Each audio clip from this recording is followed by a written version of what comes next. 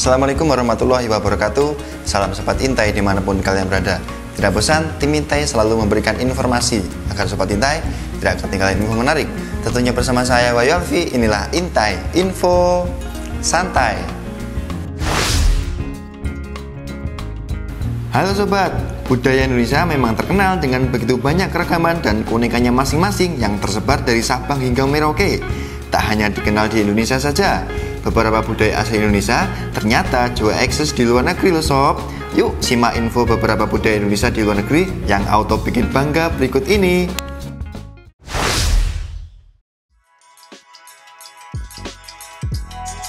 Keris.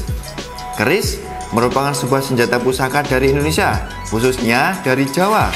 Namun demikian, keris tidak hanya bisa ditemui di kebudayaan Jawa saja loh Sob.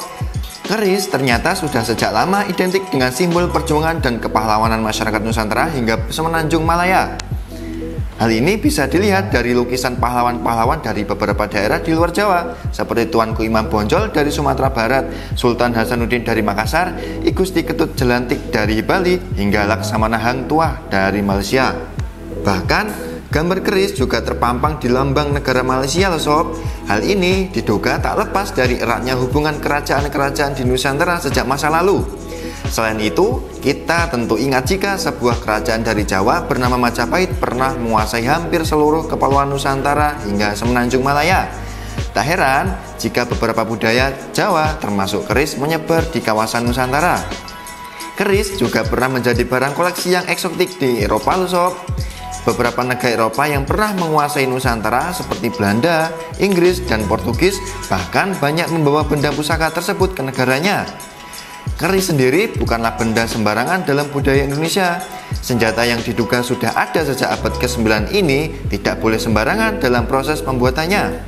Selain itu, bahan baku yang terkandung dalam sebilah keris juga istimewa, seperti logam, titanium, hingga potongan benda meteorit. Tak heran jika beberapa keris dianggap memiliki kekuatan magis dan kondisinya tetap baik meski usianya sudah ratusan tahun. Pada tahun 2015 silam, UNESCO menetapkan keris sebagai mahakarya warisan kemanusiaan lisan dan non-bendawi. Hal ini semakin mengukuhkan keris sebagai budaya Indonesia yang perlu dilestarikan.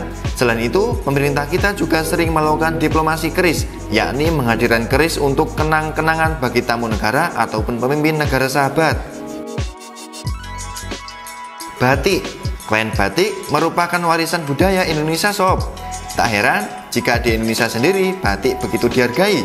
Hingga saat ini, pakaian dengan motif batik sering digunakan sebagai pakaian di acara formal di Indonesia, seperti instansi pemerintahan, swasta, dan pendidikan. Sejumlah daerah di Nusantara memiliki motif batik dengan kekhasan masing-masing.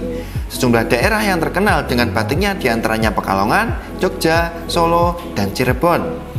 Selain dipasarkan di Indonesia, batik ternyata cukup digemari di luar negeri loh Sob. Tak heran jika sentra perajin batik di Indonesia sering mengekspor batik ke berbagai negara seperti Australia, Malaysia, Eropa, hingga Amerika Serikat. Sejumlah selebriti Hollywood bahkan pernah mengenakan batik Indonesia di sejumlah kesempatan loh Sob. Di antaranya Jessica Alba, Julia Roberts, Lily Collins, Reese Witherspoon, Rachel Bilson, dan lainnya. Bahkan Bapak bangsa Afrika Selatan Nelson Mandela sangat mencintai batik Indonesia loh Sob. Beliau sering mengenakan batik di banyak kesempatan. Menurutnya, warna dan motif batik dari Jawa yang cenderung natural sangat cocok untuk dipakai orang Afrika yang berkulit eksotis. Sejak 2009 silam, batik sudah ditetapkan oleh UNESCO sebagai mahakarya warisan kemanusiaan lisan dan non-bendawi. Hal ini pun kemudian semakin mengangkat citra batik di mata internasional sebagai mode fashion asli budaya Indonesia.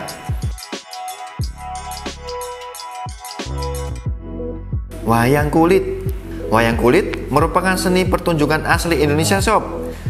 Cerita yang diangkat dalam tipe pementasan wayang kulit biasanya mengangkat kisah Ramayana dan Mahabharata yang di dalamnya terkandung pesan moral yang luhur. Wayang kulit pada dasarnya berasal dari Jawa Sob. Namun karena migrasi penduduk Jawa ke sejumlah tempat dan akibat pengaruh kekuasaan Majapahit, hampir seluruh wilayah Nusantara menjadikan kesenian ini juga dikenal di luar Indonesia. Di antaranya Malaysia, Singapura, dan Thailand bagian selatan. Kemudian pada masa penjajahan Belanda, penduduk Jawa banyak diperkejakan ke negara jajahan Belanda lainnya.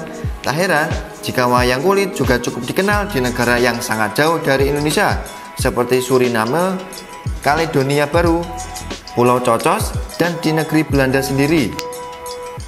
UNESCO telah menetapkan wayang kulit sebagai bagian dari warisan budaya dunia pada tahun 2003 silam. Pemerintah juga berusaha melestarikan dan mengenalkan budaya wayang kulit ke luar negeri, di antaranya melalui pementasan rutin wayang kulit di Kedutaan Besar Indonesia di luar negeri yang selalu mendapat sambutan positif dari warga negara setempat. Angklung. Angklung merupakan alat musik tradisional yang terbuat dari bambu dari Jawa Barat. Cara memainkan alat musik ini cukup unik, yakni dengan cara digoyang hingga tercipta alunan musik yang indah. Selain dikenal di Indonesia, rupanya angklung saat ini juga cukup terkenal loh di luar negeri. Hal ini bisa dilihat dari seringnya pementasan angklung di beberapa negara seperti Prancis, Amerika, Belanda, Korea Selatan, dan Jepang yang selalu disambut positif oleh masyarakat setempat. Alat musik satu ini kabarnya juga diajarkan di sejumlah sekolah di luar negeri seperti Australia, Malaysia, Jepang, dan Korea Selatan. Pada Januari 2011 lalu, UNESCO juga telah menetapkan angklung sebagai salah satu bagian warisan dunia.